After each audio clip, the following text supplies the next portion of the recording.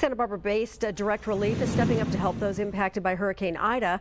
Floodwaters inundated a number of clinics and pharmacies, ruining critical equipment and medications. The local medical nonprofit is working now to replace supplies and help get things back up and running. Shipments are headed to a half-dozen clinics in Louisiana, Mississippi, and New York, packed with prescription medications, emergency medical backpacks for triage care, and power options. Direct Relief responded to areas impacted by Hurricane Ida before, during, and after the storm made landfall.